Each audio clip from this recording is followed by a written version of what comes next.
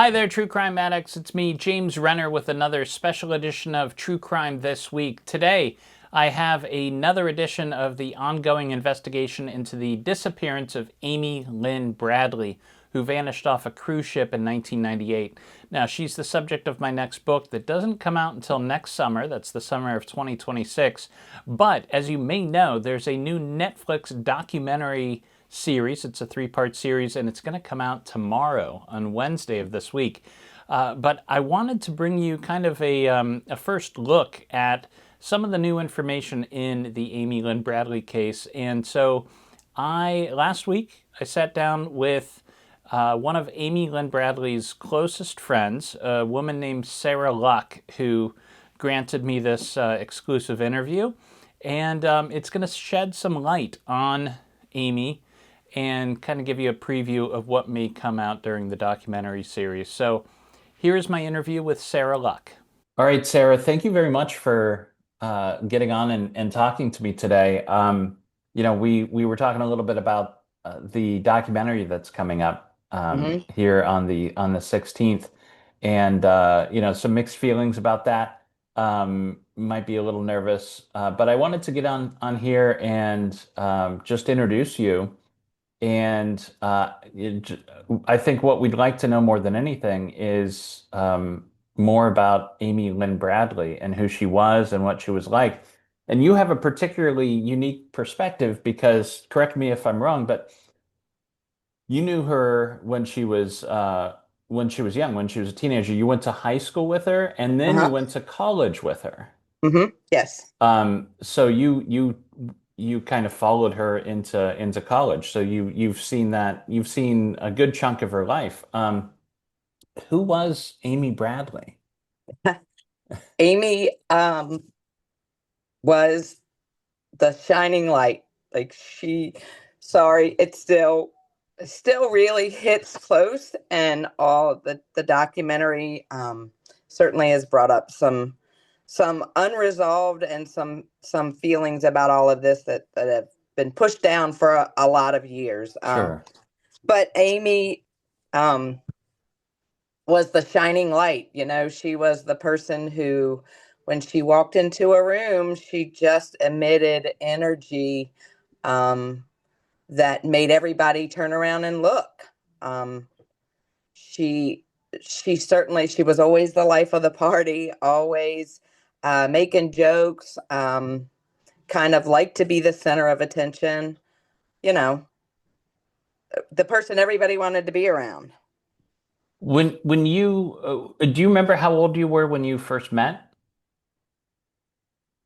Gosh, I was probably in ninth or 10th grade. So how old are you then? I don't know, 14, 15, Yeah. maybe And 16. was this at what school was this? So it was at Lloyd Seabird High School in Chesterfield, Virginia. Now tell us a little bit about Chesterfield. What's that town like? You know, we're Um, talking about the Commonwealth of Virginia, outside Richmond. so right, it's a bit south of Richmond. It is kind of your small town, um, suburban America. That, high school football is really big, sports. Um, a, a lot of, kind of people that have remained in the area for a number of years. I mean, I still live in the area. Um, I still see the same people that I went to high school with. So yeah, typical small town America. Is it a safe place to raise a family? Oh, sure. Yeah. Sure. I have raised my family here, and I would do it again a million times. So when you met Amy, was she already involved with basketball? She was a star basketball player for a while, right? She was.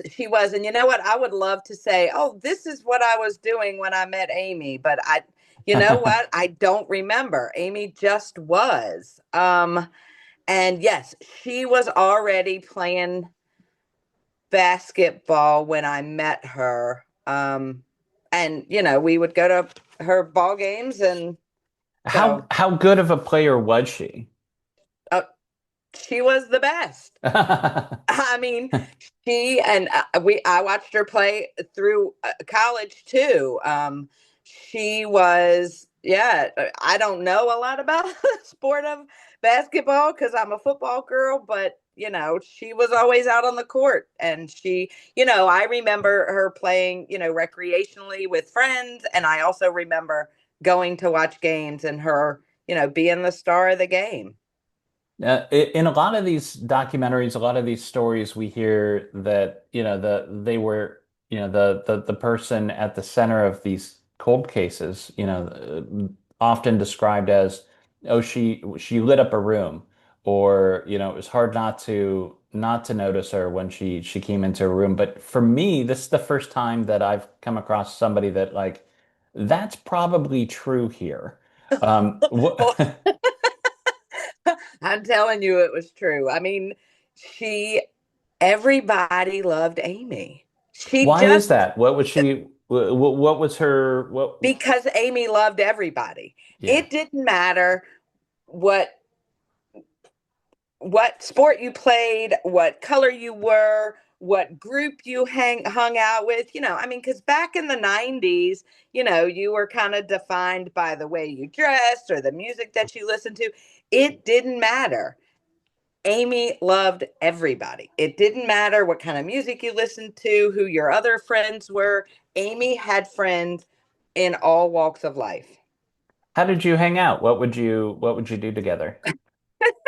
Um, so we listened. Amy was a great dancer, so we listened to a lot of music. Gosh, back then we we would cruise. There was a part of it was DMV Drive in Richmond, and we would go there, and so you would just drive up and down the road with loud music, and or you would park on the side of the road and kind of hang out with your friends. We did that. Um, there was a lot. There was a lot of like field parties that we went to.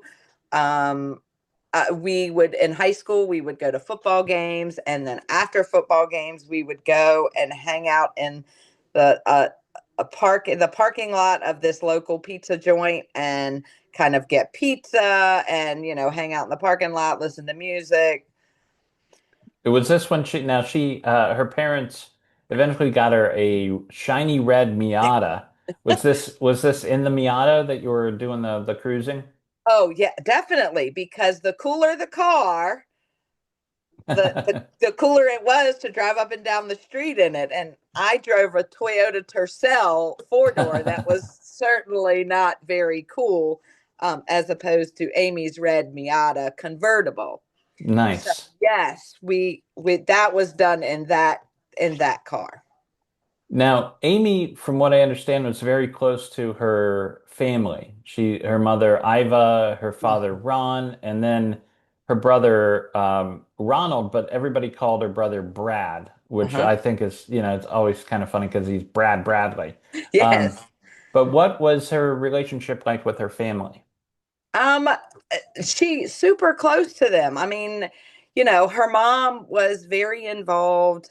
Um, I remember her mom always just kind of being there. Brad was a little younger, a couple years younger than Amy. So in high school, um, they hadn't kind of reached that it was cool to hang out with my brother thing.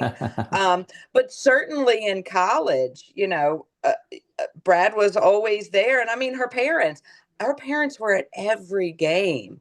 Her Wow. parents were, supported her in everything. And, her mom, I remember going over, her mom had birds. I still think her mom may have those birds. Um, and, And when you you say know, birds, we're talking parrots. We're talking like birds that make a lot of noise that talk big back to you. birds, yes, um, that would say things that were funny. Her mom had a bird room, um, and like it. I just remember them being super supportive, super, cool to hang out with. Um, her mom has a great laugh that I still hear sometimes in my head. Um, Yes, yeah. and just I just remember them as being great parents, great supportive family, very super close. Did she come from what you remember, did she come from like a religious background or what was her, were they conservative? Were they liberal? Um, so I don't remember them being super religious. Hmm. I do remember her having some religious base. Um, there were talks of, uh, uh, I think that Amy had faith. And I do think that it was, Christianity based. Sure. Um, I, and, so back in the 90s, I don't recall there being so much division in politics as there is There now. really wasn't. I'm just a couple, I'm 47, so I grew up through the 90s too. And like, I mean, it's hard to describe that era to somebody that hasn't been through it. It was almost kind of boring. Which in a good way, we should have not taken that for granted. But I certainly don't remember anything like the division that we have today. Right. And so, to classify somebody as conservative or liberal back then, I don't know. I mean, because I just Yeah. don't feel like that politics was table talk back then like it is now, Yeah. and so I'm not really sure, to be honest with you. When you think of Amy, when you're going about your daily routines and a memory pops in, what's a memory of Amy that you still keep with you? Well, so I actually still have this book. When I went away to college, Amy had been at Longwood a year prior to me. She was a year older than me. So she was already at Longwood when I got there. And like Amy, I'm very close to my family. And so it was difficult for me to leave my family behind. And part of my family was my dog. Mm. And I had a Dalmatian named Cooper. And so I turned 18 when I was a freshman, shortly after I got to Longwood. And Amy got me a 101 Dalmatian book, um, uh, that is like animated, and she wrote in it, that even though I would miss Cooper, he was happy that I was there, and so I just remember, and I have a picture of Amy sitting on my bed shortly after she gave me that book, and she was making this silly face, which was typical Amy. Um, because she was just so proud of herself. She was thoughtful. She was kind. Yeah. She was a good friend. And then, so you followed her to Longwood University. Mhm. What's this is so Amy goes to Longwood University. What is that university like? What is Longwood known for in Chesterfield, where you grew up? Well, so Longwood is even smaller town America than Chesterfield. Longwood is in Farmville, Virginia, and actually, that's where my daughter goes now. My middle daughter. Oh, Um, yeah. So when I went up there were lots of memories that were brought up, about Amy going there. Just to support my daughter. But um, yeah, Longwood is a teaching college, and so, if you want to be a teacher, Longwood is the place to go. It's about an hour from here. Um, and it's not so basketball is big, especially in recent, time, now that they've gone to some divisional playoffs, I think. So basketball is the biggest sport there, in my opinion.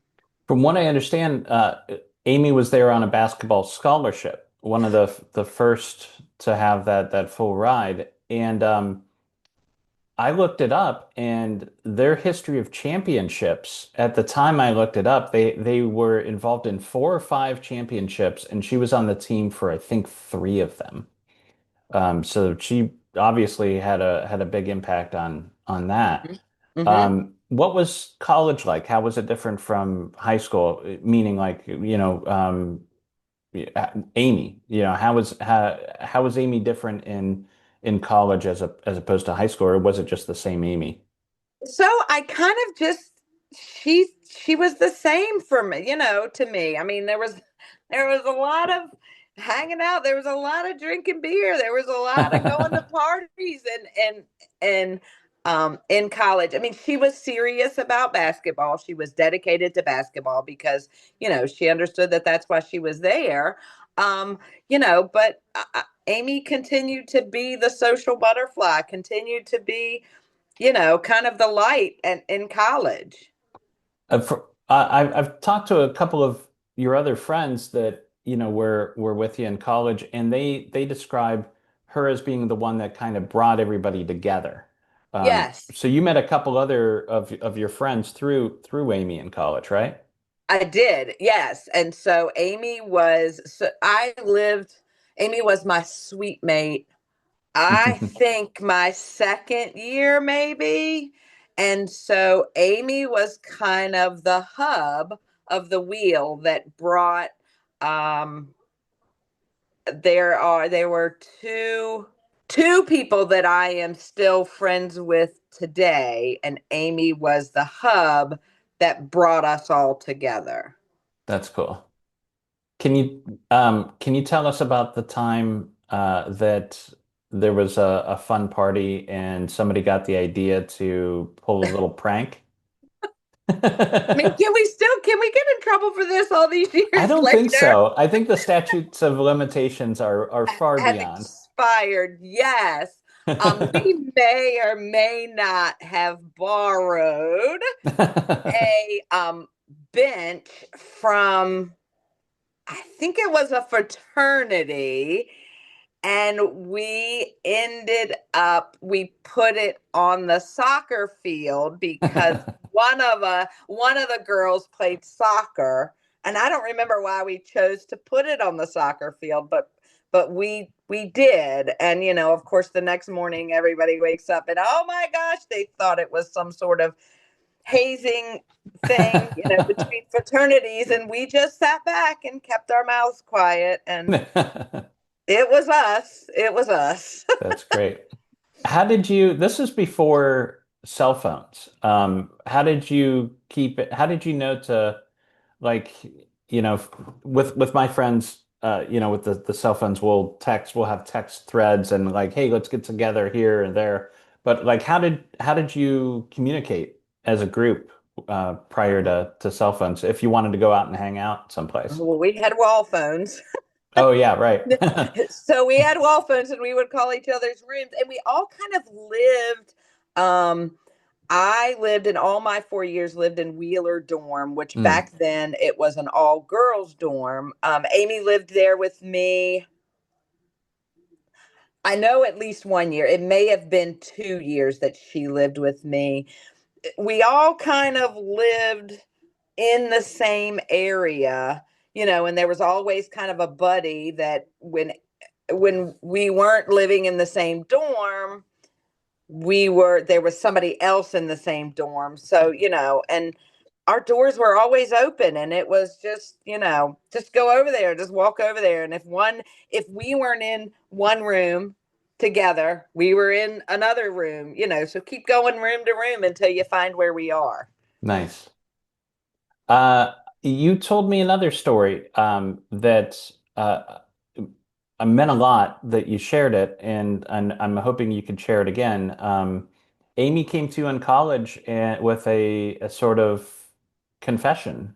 Can you tell me a little bit about that night?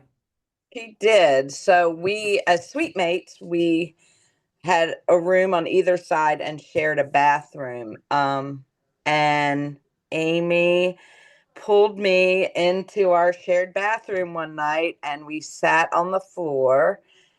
And it was that time that she told me that she was gay. And again, it was the 90s. And Yeah, so, it's a very you know, different time. This is before the right you It know, the rights for marriage, equality, and yeah, it was. And so I was probably 18, 19. I think it was probably my sophomore year in college. And I I still remember we were sitting underneath the towel rack against the wall in the tacky blue and green bathroom. And that's when she told me. And Amy was the first person that I knew that was, well, that I knew for certain yeah, was gay. And, you know, it was a shock. I was confused. I'm certain that she was also. Um, and I remember her saying, I have to tell my parents. And I drove back with her from Farmville to Chesterfield. Um, I don't remember how many days thereafter, but so that she could tell her parents. And I remember her being super nervous about it, mostly because she didn't want to disappoint them. yeah, She didn't, she always, her parents were proud of her and were yeah. not shy about sharing that. And she didn't want them to feel any differently about her, you know, because What? she was gay. Why do you think she chose that moment to come out?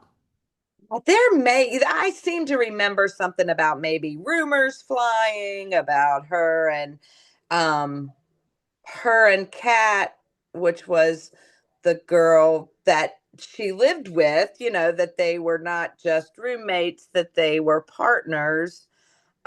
And, I was Amy's oldest friend there. And Yeah, so she confided in me. And I did keep that secret for a long time.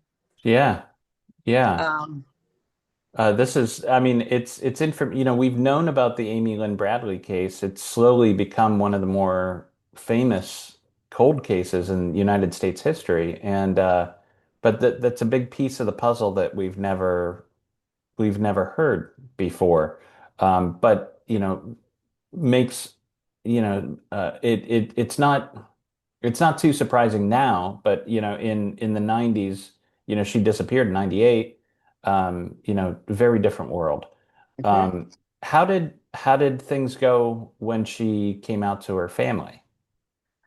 I mean, I I remember it going not well. I remember it being a secret for a long time, Yeah, and I don't know that her parents were disappointed, but I can't say that they were happy about, about having about her coming out, and that it wasn't something certainly that they wanted to scream from the rooftops. did it change anything for her at Longwood once she came out with that when she didn't have to be so secret, at least with her friends? Yeah, so there was always kind of a piece of Amy that was reserved, and I feel like that when she kind of said to everybody, "Hey, I'm gay," and she didn't have to hide it from us, you know, Yeah, then she kind of wasn't, so that was the piece, you know, because then she could, you know, hold Kat's hand in front of us, or something like that. I can't imagine being around your friends and not being able to express, your feelings towards your significant other. You had to pretend that they weren't your significant other. And so, yeah, that piece of Amy just kind of came out then. yeah. She also helped you with your quote unquote gaydar, right? Like she she's like, not only am I gay, but you wouldn't believe. Yes, yes, yes. And I remember one of my first thoughts, Amy and I had that kind of joking relationship, because it occurred to me sitting in that bathroom floor, oh my gosh, like I've slept in the same bed with Amy. I've changed clothes in front of Amy. And I remember looking at her saying, oh, wait, and she said, you are so not my type. And so even then, even in that really heavy moment, Amy made light of, Amy made a joke Yeah, because that was Amy wanted, people to be comfortable. Amy loved to have people laugh. great. Um, she wanted to be a teacher, right? Like this is a teaching college. She wanted to be a teacher. It was a phys ed. Yes, she did. She wanted, I mean, like Amy was, the picture perfect teacher, the picture perfect phys ed teacher, coach, all of those things. Yes. The one question I that keeps coming up now that I've, researched this case for a while is so she graduates in 97. And then she disappeared. Well, actually, I think it was December of 96, actually. Mm-hmm. And then she disappears in March of 98. So there's, it's over a year and she's not teaching. Do you have any idea why she Well, didn't go directly into teaching? no, I mean, I remember, her just kind of searching for a job. Yeah. I mean, again, the 90s was a whole different era than it is now, and I think now people are more apprehensive to get into the teaching field, but back then people were not as apprehensive to get into the teaching field, and so it was a much more competitive job market. Do you think she would have been a teacher? Absolutely. Yeah. Absolutely. I bet she'd Amy have a would lot have, of fun. yes, yes. Oh, Amy would have been the ultimate phys ed teacher. Yeah. She was good with kids. She was good with people. She enjoyed being, kind of in front of people and having people learn things from her. Can we jump ahead to when you found out that she was missing? Do you remember how you found out? Oh, I do. I do. I was out of town on a work trip. And when the day that no one called and told me. The day that I got back, my mom sat me down and she told me. And um, she said she didn't want to let me know on my work trip because she didn't, she wanted me to focus on what was going on for work. But I remember being in disbelief, thinking, this doesn't happen to us. This can't be. Yeah. Um, but it certainly can be. What was your first thought when you wondered about what happened, what might have happened? Was there an initial thought that made sense to you in the moment? Not that there wasn't something that I could say, oh, this is what happened, but there was immediately I knew what didn't happen. I knew that Amy didn't commit suicide because specifically we had had a conversation about suicide. It must have been because someone we knew committed suicide. And Amy said I could never do that. Hmm. I couldn't do it to my parents, to my family, and it just kind of goes against what I believe. Yeah, yeah. Was there any other possibility in your mind as far as what might have happened if it wasn't suicide? I mean, I feel like that the authorities failed Amy and failed her family. There were many missed opportunities, for them to search the boat, search certain parts of the boat, to search people coming off of the boat. I just feel like that they failed her. And I don't know if it's a logistics thing, if it's because, it was in international waters or, I don't know the ins and outs and all of that, but I do feel like the authorities in general failed the Bradleys. Yeah.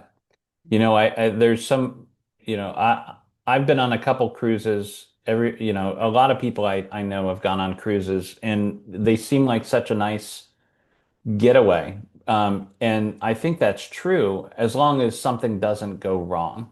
because Right. what, as Americans, we go on these trips and we're used to the freedom we have here. We're used to the protection that we have here.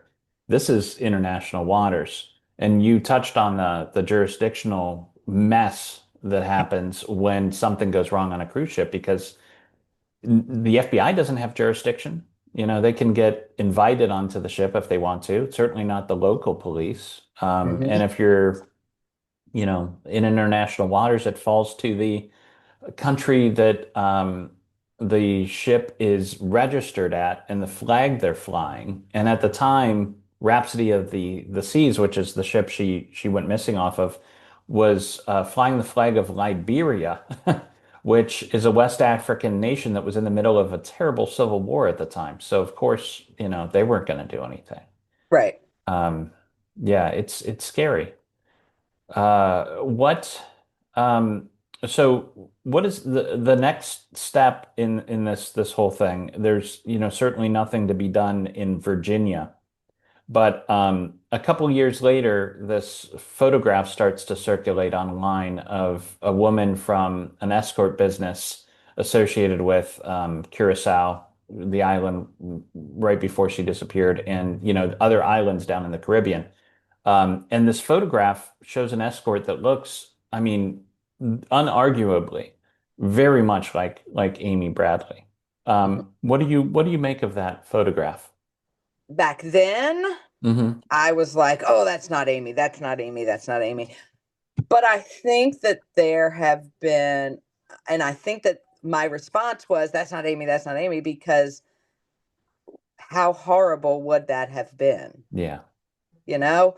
Um, and so, but I think looking now, I certainly think that there are, I mean, the widow's peak on this girl, which Amy had, a widow's peak Mm.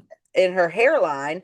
Um, there are certainly some similarities, but I don't know, it just seems like that picture just came out of thin air and has kind of vanished into thin air. It's like Yeah. searching for a needle in a haystack.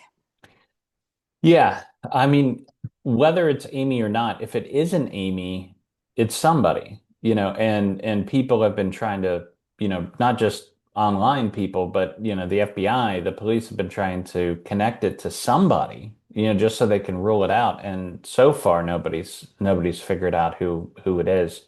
The resemblance is interesting.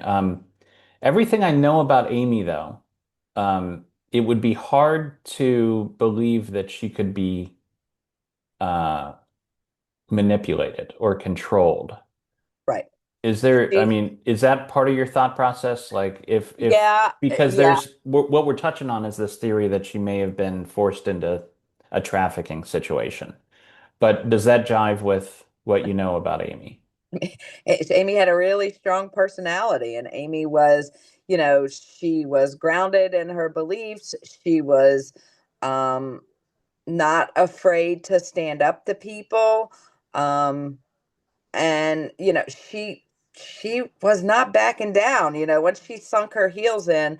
And so I just, if Amy were in a situation like that, I would question how they got, I mean, they really had to take some serious measures to get her into a situation like that and keep her in a situation like that. Yeah. Yeah. And it would be weird to put that picture out to the world when she's a missing person too. Right. Right. Yeah. Right.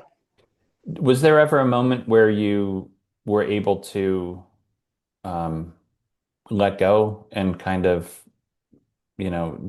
or have you ever been able to, or is it something that Um, you've come to terms with at any point? I come to terms with is I don't know that it's come to terms with. Wherever Amy is, I need her to be at peace, Yeah. because if she, I hope that all these years that she has not suffered in a horrible human trafficking ring. Yeah. Um, that brings peace to my mind to think that Amy has gone to a better place. Yeah. Yeah. It hurts my heart, but it certainly brings peace to my mind to think that. And I think that my mind had to think that, you know, to protect me, you know. What do you think she leaves behind, as far as a legacy? Beyond the memories of, well, maybe it is just that. Maybe it is the wonderful memories that you and your friends have. Um, I think part of her legacy is her family, her parents and her brother. I mean, they are the most hopeful people Yeah. that I know. I mean, You have her to. legacy is they've never, ever given up hope. They have never stopped looking. Never. And, I remember this will tell you what a kind person Ida Bradley is.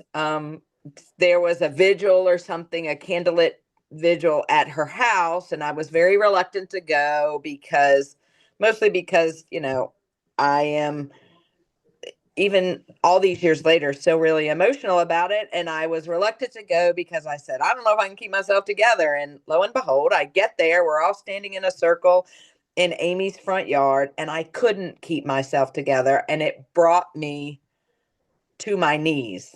Uh, And the person that came over to comfort me was Iva Bradley. uh, And she held me up. And I still to this day, I think she shouldn't have been holding me up. But, uh, she did. And that's the kind of person she is. She's kind, she's loving. I still see her in the supermarket now, and she still hugs me. And, okay. you know, and she asks about my family, and I think, oh my gosh, like she still genuinely cares, and she does. you Yeah. know Yeah.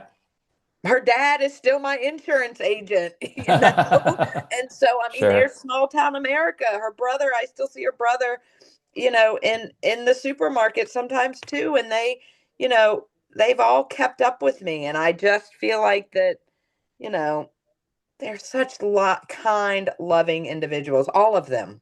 Good. Yeah, I agree. One thing I noticed when I visited them is everybody still talks about Amy in the present tense. Yes.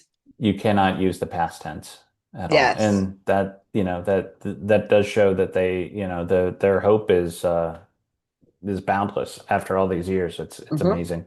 Never given up hope. Uh, Never. all right, Sarah, thank you so much for taking the time to talk. I'm sure we'll be watching the documentary, waiting to see, how that goes. But I wish you the best of luck, and I hope it does nothing but help. Yep. Thank you for bringing, as difficult as it has been this last year, going through all of this. Thank you for not forgetting Amy. Thank you. True Crime This Week is a Fearful Symmetry production. Photo and artwork are licensed through Shutterstock.